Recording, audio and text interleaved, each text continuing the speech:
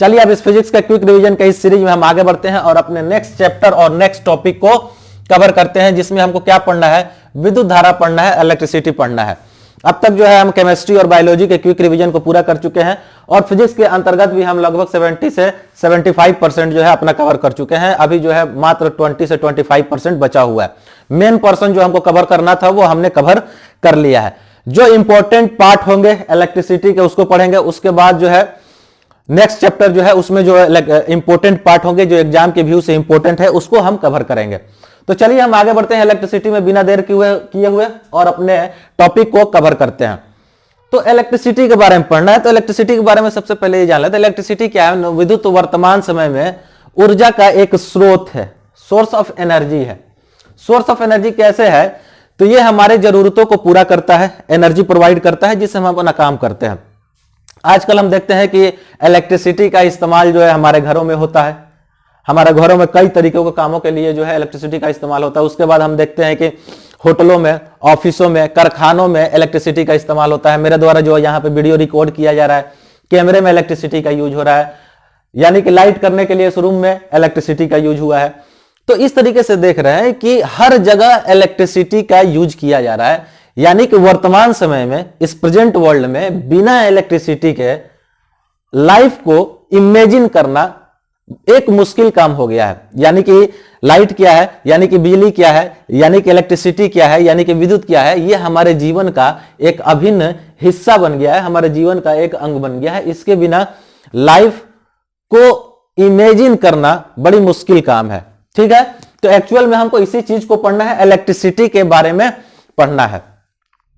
तो इलेक्ट्रिसिटी के बारे में कुछ चीजें हम पढ़ेंगे। तो उससे पहले हम ये देखते हैं कि आखिर इलेक्ट्रिसिटी जो है बनती कैसे है। सबसे पहले हम ये भी समझेंगे इस चैप्टर में कि ये आखिर बनती कैसे है, या हम ये कहें कि ये किसी चालक में कैसे फ्लो करती है, इसके बारे में भी देखेंगे। या हम ये देखेंगे कि इलेक्ट्रिसिटी को आखिर कौन ऐसी चीजें हैं जो नियंत्रित करती है।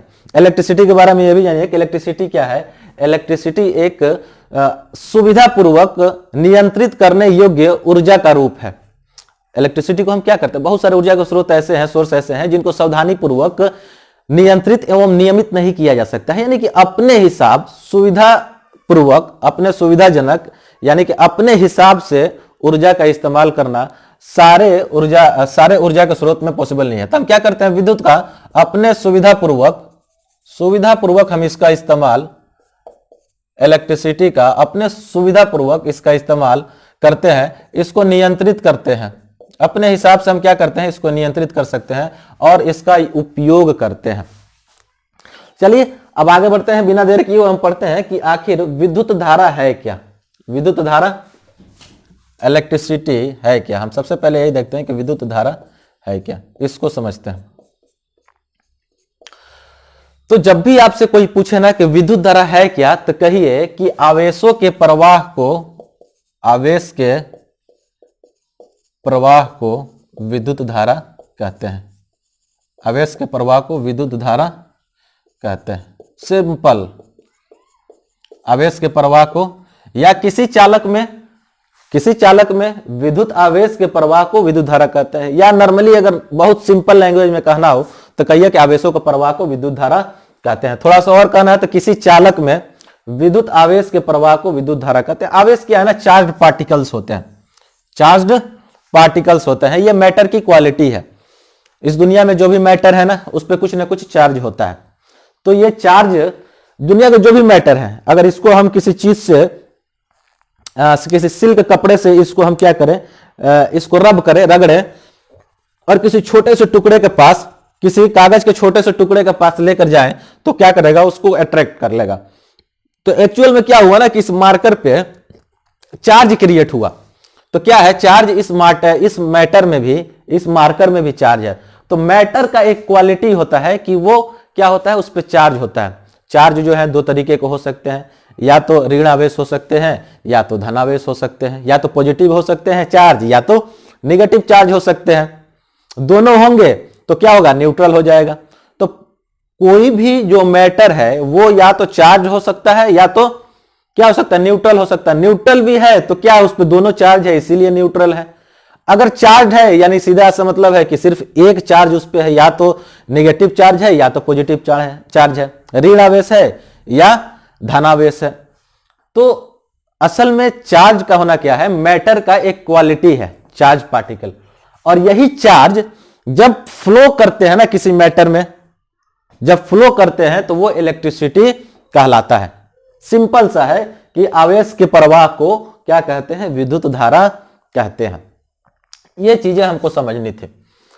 तो जब किसी चालक में, हम ऐसा भी कह सकते हैं इसके, किसी चालक में, चालक क्या होता है ना, चालक क्या होगा कि ऐसा सब्सटेंस जो आवेश को प्रवाह होने देता है वो चालक कहलाता है।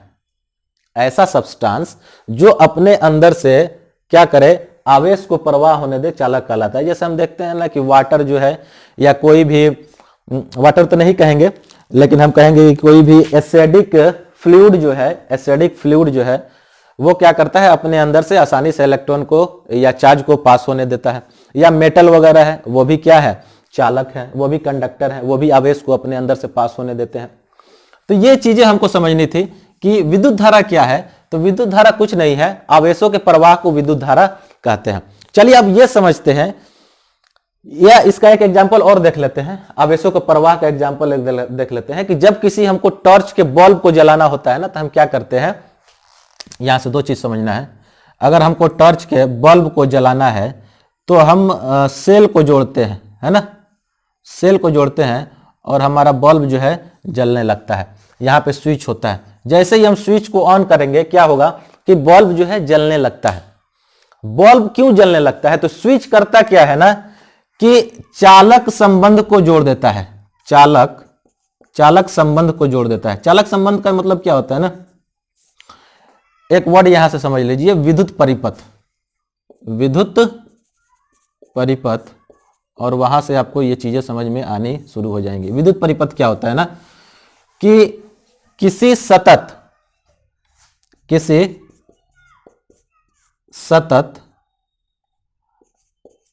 मतलब कंटिन्यू एवं बंद परिपथ को, किसी सतत एवं बंद परिपथ को विद्युत परिपथ कहते हैं।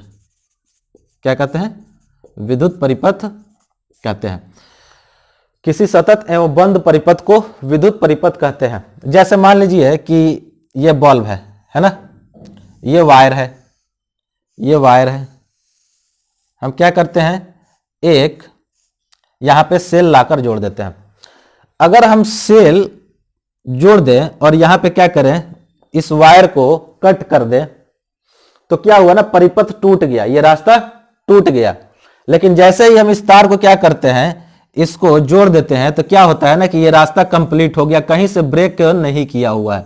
ये हमारा बल्ब जो है, अब देखिए कहीं से जो है ब्रेक नहीं किया हुआ, ये सेल है, ये सेल है ना, और ये क्या है, ये वायर है, और कहीं से ये ब्रेक नहीं किया हुआ, यानी कि क्या है, सतत है, और क्या है, क्लोज्ड है, बंद है। और इस हिसाब से क्या कहते हैं कि ये इलेक्ट्रिक सर्किट है। अगर यहां से ब्रेक कर दे और क्या करें, एक स्विच लगा दें, एक स्विच लगा दें, और स्विच को जब ऑन करेंगे तो क्या होगा कि ये चालक संबंध जुड़ जाएगा और बल्ब जो है जलने लगेगा। तो वही चीज हम कह रहे थे कि टॉर्च में बल्ब को जब जलाना होना तो क्या चाहिए, एक विद्युत परिपथ होना चाहिए जिसमें आवेश का प्रवाह होता है। तो जब हम सेल से बल्ब को जोड़ते हैं तो क्या होता है ना कि उस सेल से एक रासायनिक क्रिया होती है और आवेश का प्रवाह होता है। चार्ज जो है ना फ्लो करते हैं, चार्ज फ्लो करते हुए, यानी कि उस सेल से चार्ज फ्लो करते हुए बल्ब के फिलामेंट तक जाते हैं, और ये पूरा सर्किट एक पूरा हो जाता है और बल्ब जलने लगता है। यानी कि विद्युत धारा बल्ब तक पहुंच गई। आवेश जब फ्लो करते हैं तो विद्युत धारा भी बल्ब तक पहुंच गई और बल्ब जो है जलने लगता है। चलिए आगे बढ़ते हैं और देखते हैं कि विद्युत धारा को व्यक्त कैसे करते हैं। विद्युत धारा को व्यक्त कैसे करेंगे, व्यक्त कैसे करें विद्युत धारा को, यानी कि विद्युत धारा है क्या, इसको हम कैसे एक्सप्रेस करेंगे।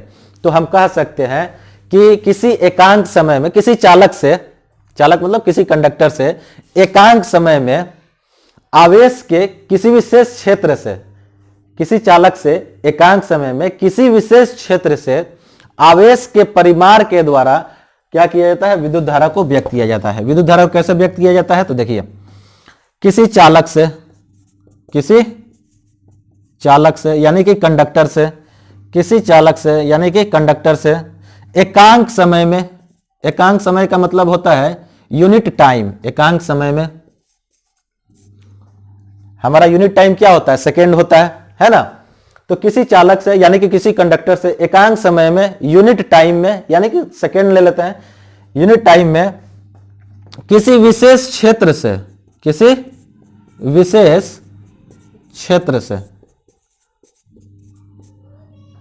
क्षेत्र से आवेश के परिमाण के द्वारा व्यक्त किया जाता है। आवेश के परिमाण के द्वारा व्यक्त किया जाता है, इसको समझना है, ये इंपॉर्टेंट है। यहीं से जो है आपका इलेक्ट्रिसिटी का कंसेप्ट बनेगा। आपसे यही पूछ जाएगा कि इलेक्ट्रिसिटी विद्युत धारा है क्या, विद्युत धारा है क्या, तो आपको बताना पड़ेगा कि आवेश के प्रवाह को विद्युत धारा कहते हैं। अब यहां से हम समझते हैं विद्युत धारा को व्यक्त कैसे करते हैं। तो किसी चालक से, तो चालक मान लेते हैं ये हमारा क्या है, कोई वायर है ना, इसको हम वायर मान लेते हैं। तो किसी चालक से एकांक समय में, यानी कि ये चालक है, इसमें क्या यूनिट समय में, सेकेंड में मान लेते हैं, 1 सेकेंड में, किसी विशेष क्षेत्र से, किधर से निकलेगा, यही क्षेत्र है ना निकलने का, किसी विशेष क्षेत्र से 1 सेकेंड में एकांक समय में किसी विशेष क्षेत्र से आवेश के परिमाण, आवेश यानी कि चार्ज की क्वांटिटी, चार्ज की संख्या, यानी कि आप समझ लीजिए कि विद्युत धारा को कैसे व्यक्त करते हैं। विद्युत धारा को किसी चालक से एकांक समय में किसी विशेष क्षेत्र से आवेश के परिमाण यानी कि आवेश की संख्या के द्वारा हम उसको व्यक्त करते हैं। विद्युत धारा का मतलब सीधा सा मतलब ये हो गया कि कितनी संख्या में 1 सेकेंड में, हम ऐसे कह सकते हैं, कितनी संख्या में 1 सेकेंड में आवेश जो है यहां से निकलती है, उसे ही विद्युत धारा कहते हैं। विद्युत धारा को हम क्या करते हैं, आई से डिनोट करते हैं। विद्युत धारा को क्या करते हैं, आई से डिनोट करते हैं। आवेश को किससे डिनोट करते हैं, यहां से चीजें आपको समझ में आ जाएंगी। आवेश को हम क्यू से डिनोट करते हैं, और समय का यूनिट क्या है, टी है। तो हमने क्या कहा कि किसी चालक से एकांक समय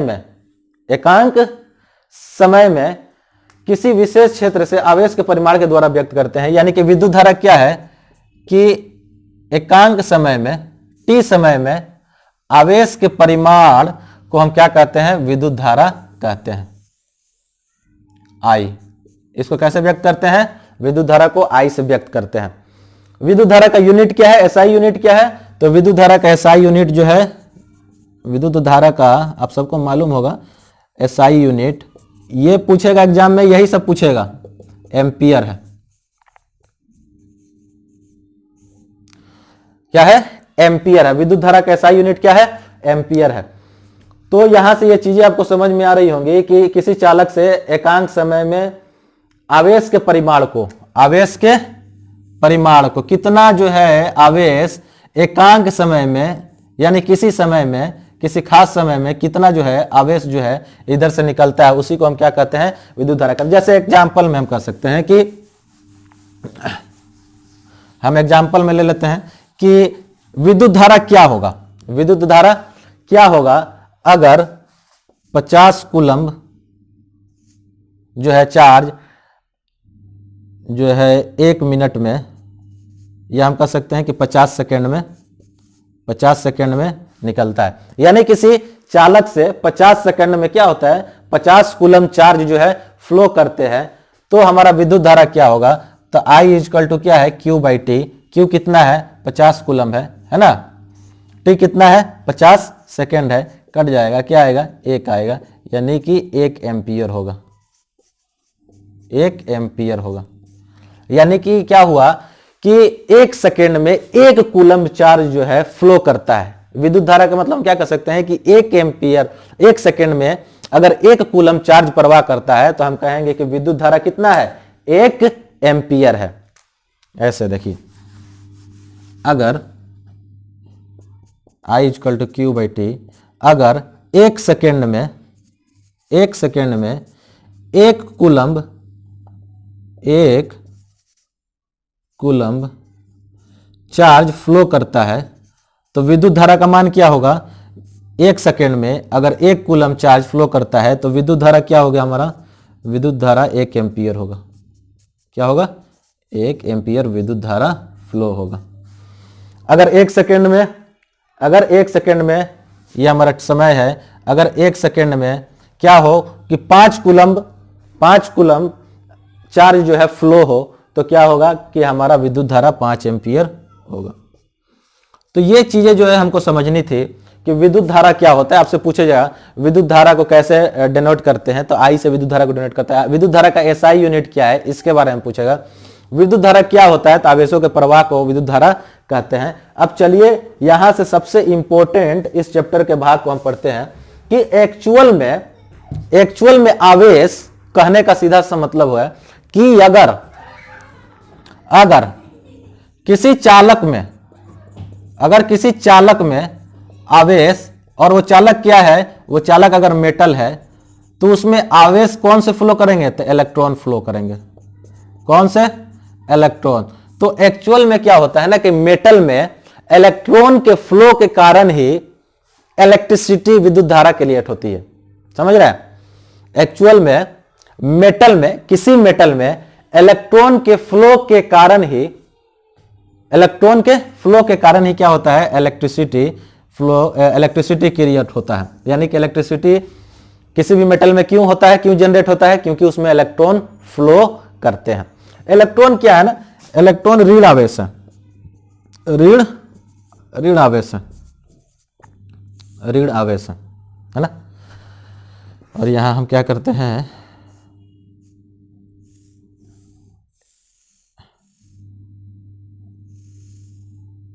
है ना,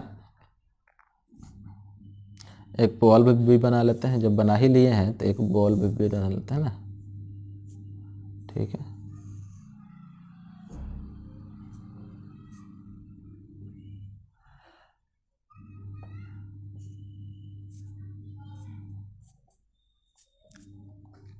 ये हमारा पॉजिटिव टर्मिनल है, ये नेगेटिव टर्मिनल है ना। तो चलिए देखते हैं क्या हो रहा है कि मेटल में इलेक्ट्रॉन के फ्लो के वजह से ही इलेक्ट्रिसिटी क्रिएट होता है, और इलेक्ट्रॉन क्या है, ऋण आवेश है। लेकिन जब स्टार्टिंग में जब हमको इलेक्ट्रिसिटी के बारे में पता चला, हमको जब विद्युत के बारे में पता चला, उस समय में इलेक्ट्रॉन के बारे में जानकारी नहीं थी। इसलिए विद्युत को क्या माना गया, धनावेशों के प्रवाह को ही विद्युत माना गया था। धनावेशों के प्रवाह को ही, जैसे एटम में क्या होता है, प्रोटॉन जो है ना धनावेश है, यानी कि पॉजिटिव चार्ज है। इलेक्ट्रॉन क्या है, इलेक्ट्रॉन जो है नेगेटिव चार्ज है। लेकिन हमको क्या था कि उस समय में जब इलेक्ट्रिसिटी के बारे में पता चला, उस समय में इलेक्ट्रॉन के बारे में जानकारी थी ही नहीं।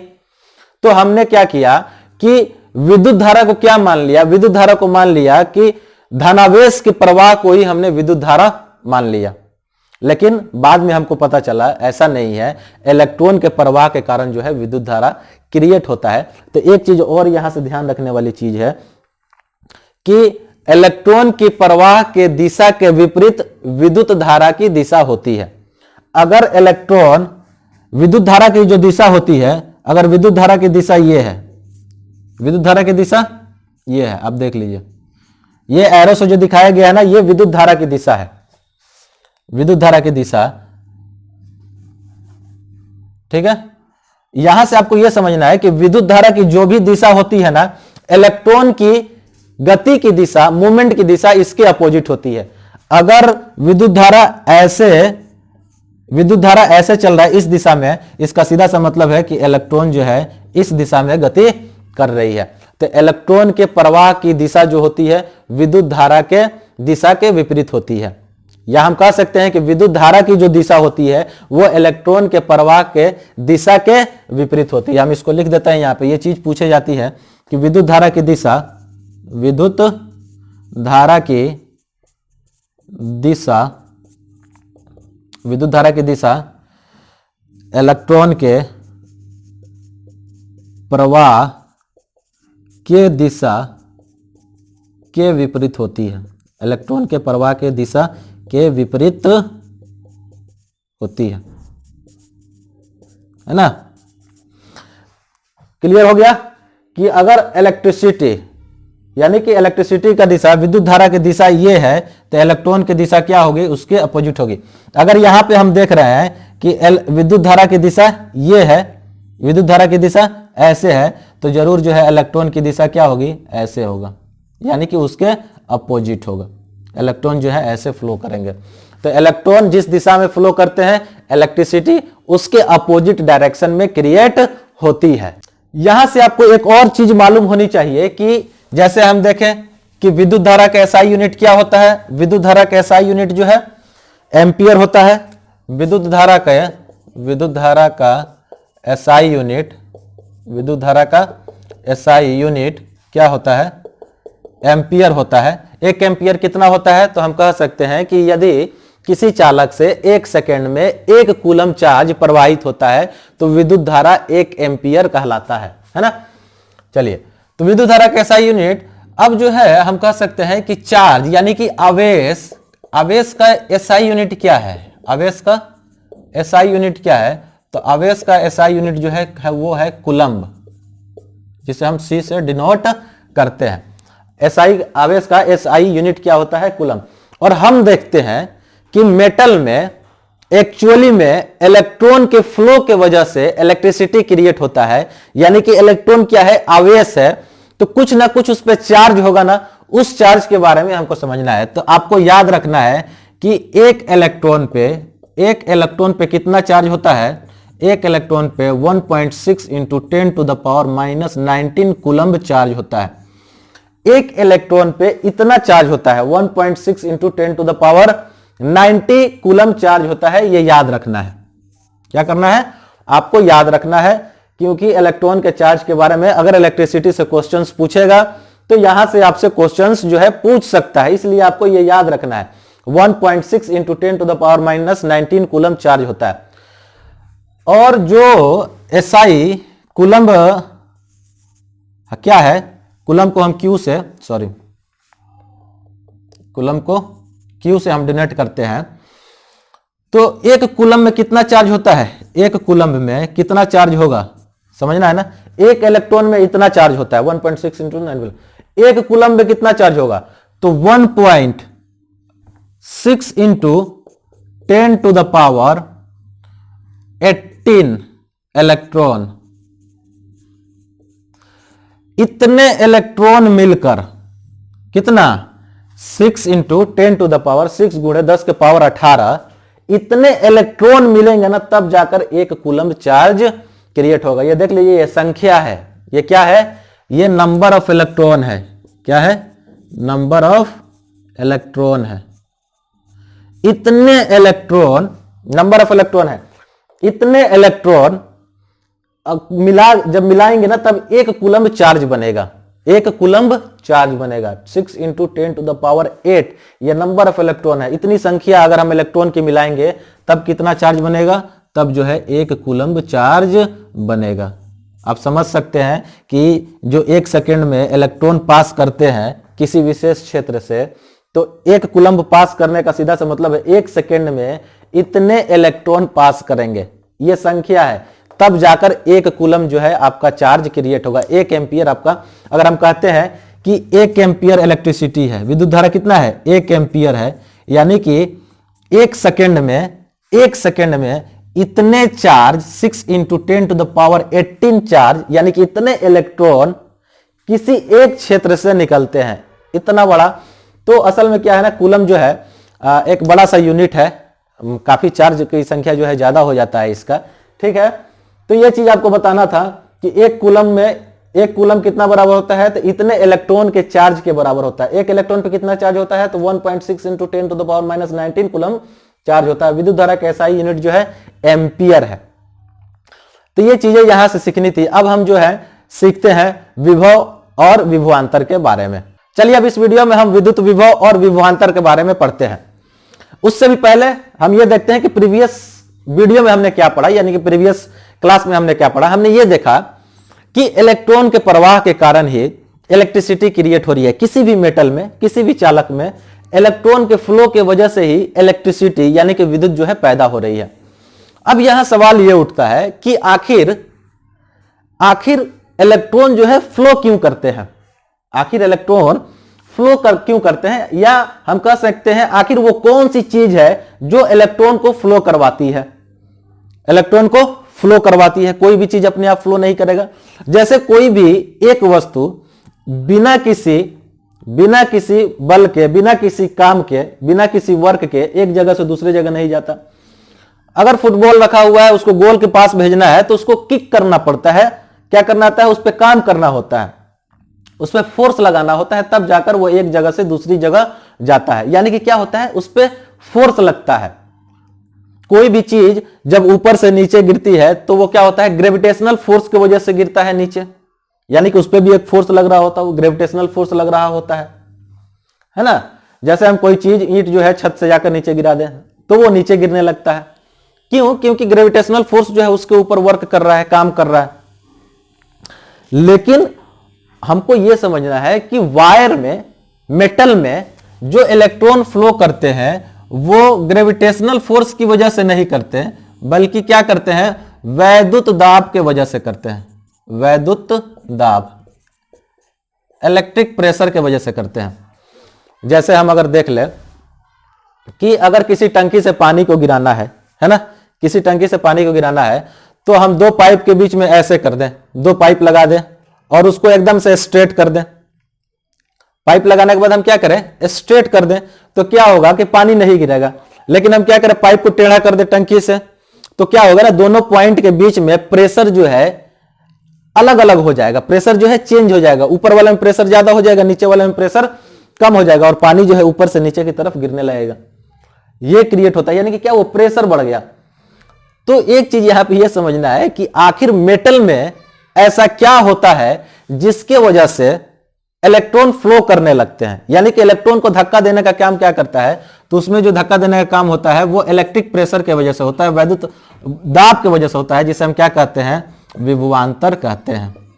विभवांतर कहते हैं, यानी कि विभवांतर क्या था, वैद्युत दाब है।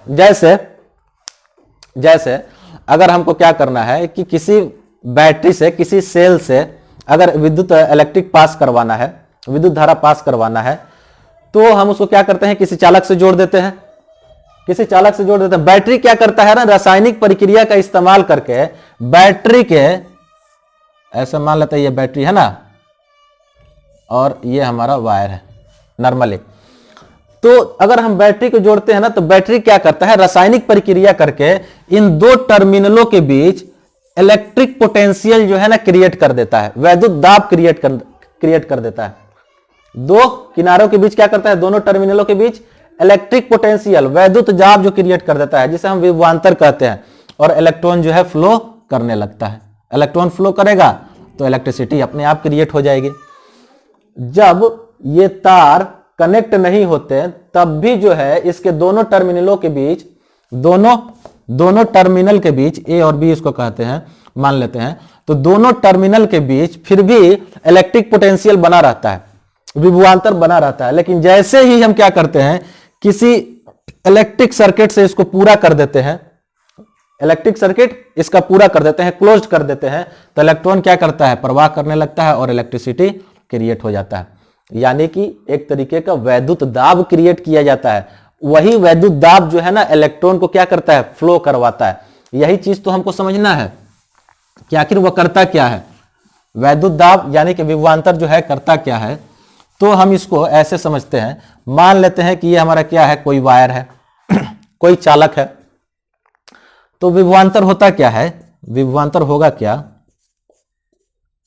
कि किसी चालक के दो बिंदुओं के बीच, किसी चालक के दो बिंदुओं के बीच एकांक आवेश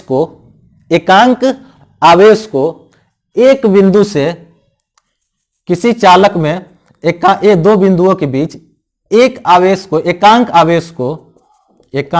आवेश को एक जगह से दूसरी जगह ले जाने में किया गया कार्य, ले जाने में किया गया कार्य, ऐसे लिख देते हैं तो आपको समझना आसान हो जाएगा। दो बिंदुओं के बीच किसी चालक में, सबसे पहले तो चालक लिखते हैं, किसी चालक में दो बिंदुओं के बीच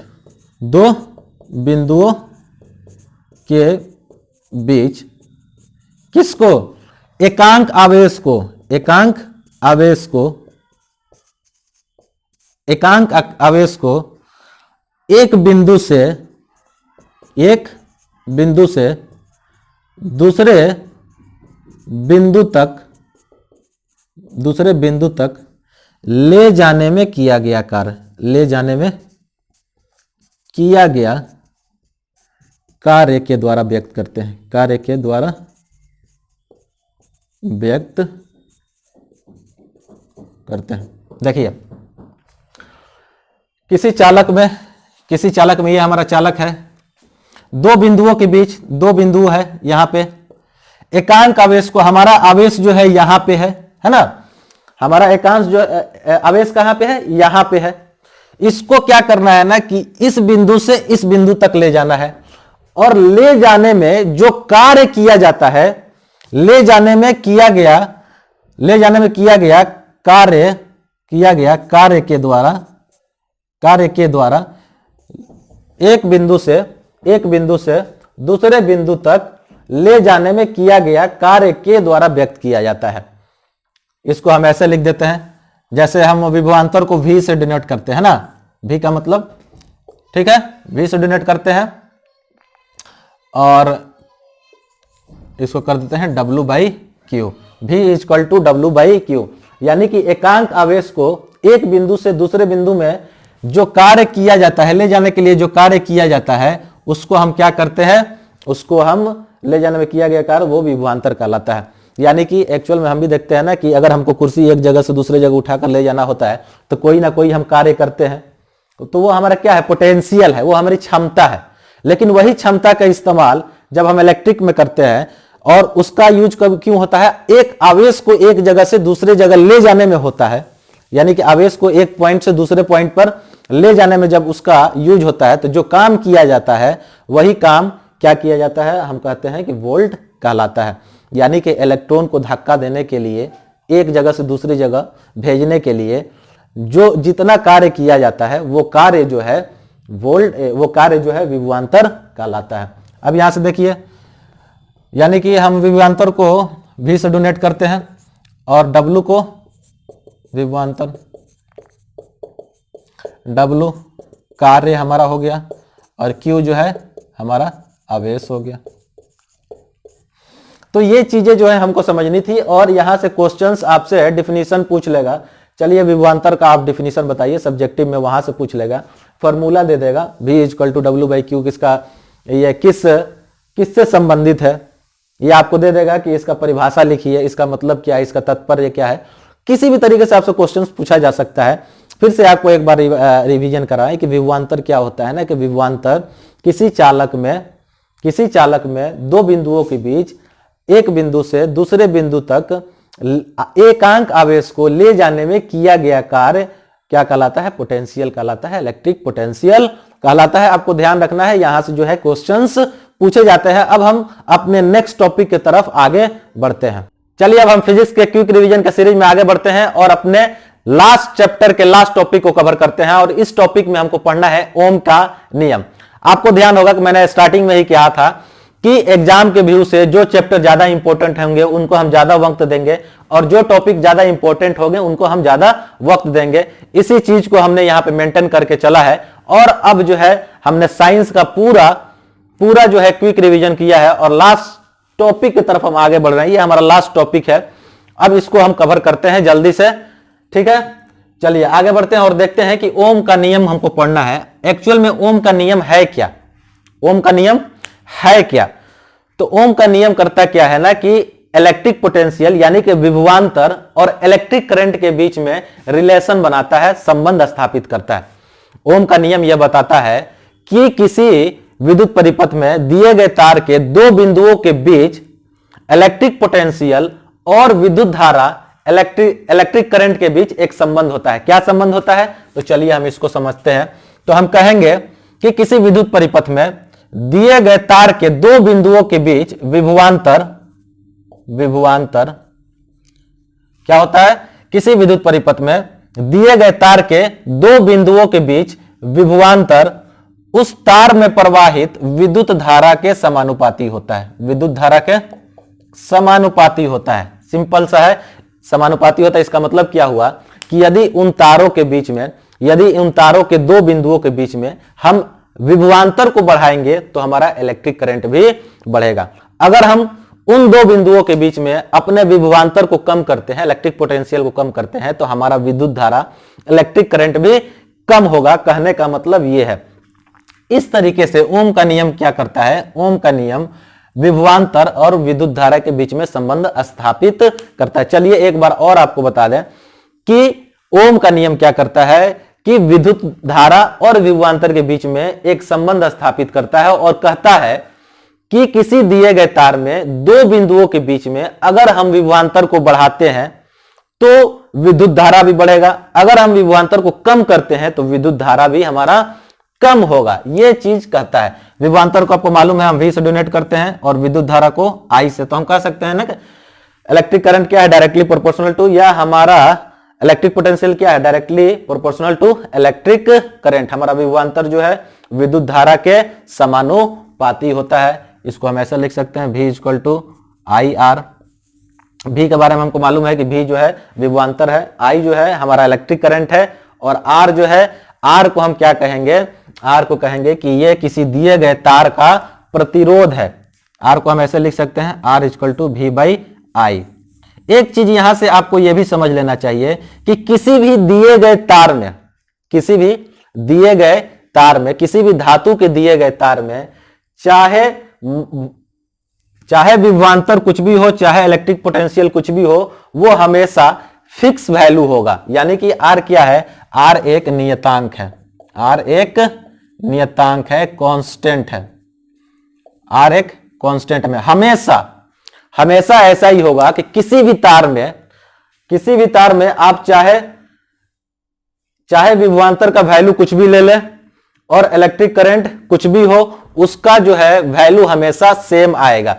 तो हमको मालूम है, जैसे मान लेते हैं कि हमारा विभवांतर अगर 5 है और इलेक्ट्रिक करंट 10 है, या हम ऐसे इसको क्या करते हैं, हमारा विभवांतर अगर हम 20 कर लेते हैं और इलेक्ट्रिक करंट हमारा 10 कर लेते हैं, तो क्या होता है कि हमेशा इसका वैल्यू क्या हुआ? 2 हुआ।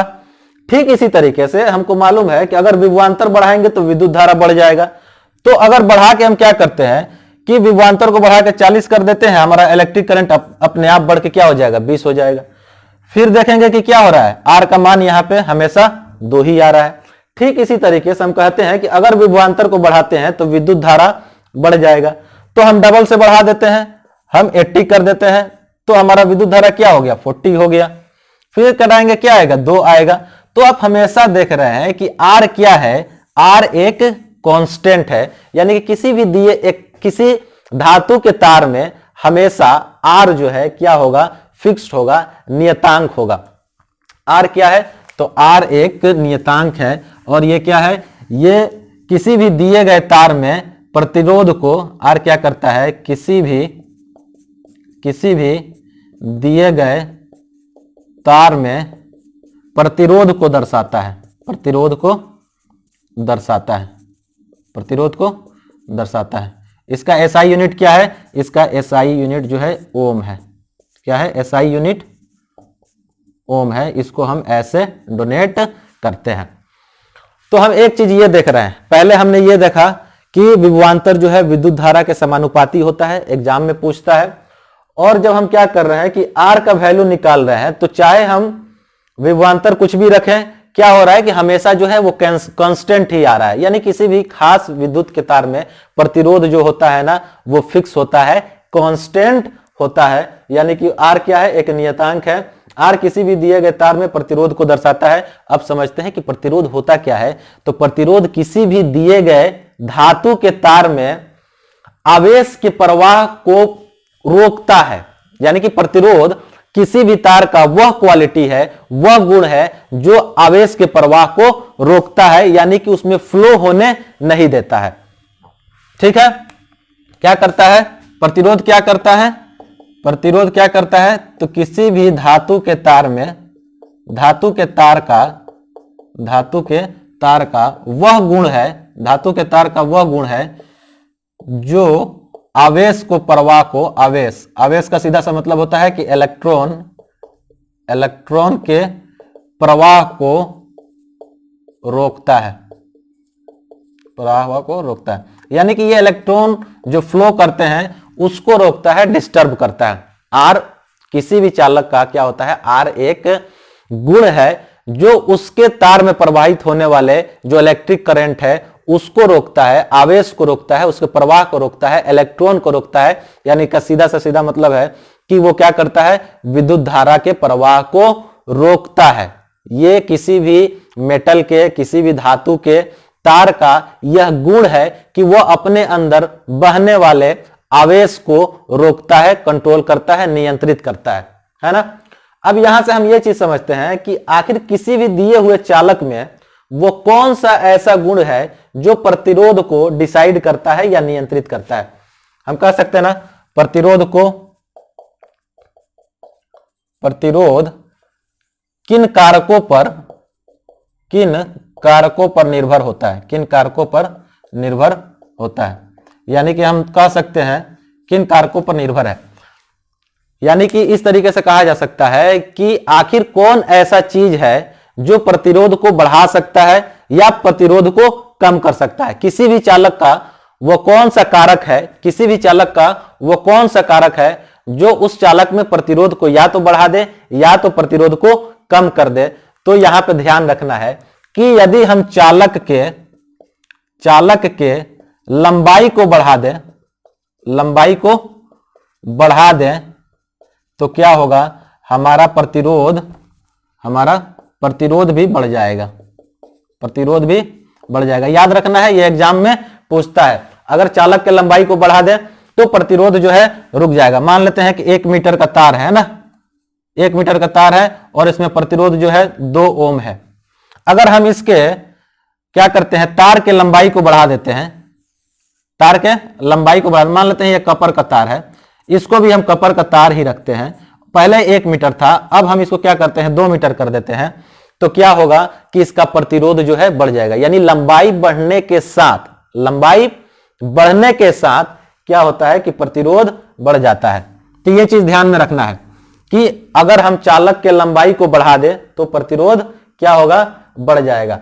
अगर हम चालक के अनुप्रस्थ काट को बढ़ा दें तो प्रतिरोध क्या होगा, कम हो जाएगा, प्रतिरोध कम हो जाएगा। अनुप्रस्थ काट क्या होता है, जैसे ये हमारा वायर है तो इसका जो ये वाला जिधर से ये निकलेगा इलेक्ट्रॉन फ्लो होगा, जो उसका काट होगा, ये जो एरिया है,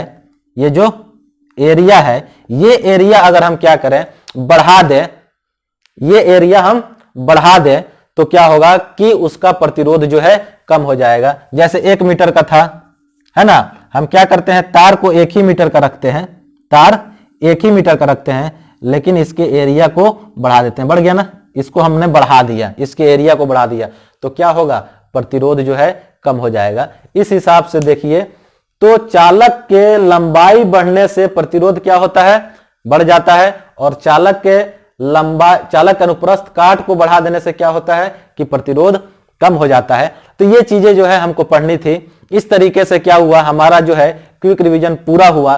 तो आज के इस वीडियो में इतना ही। Thank you.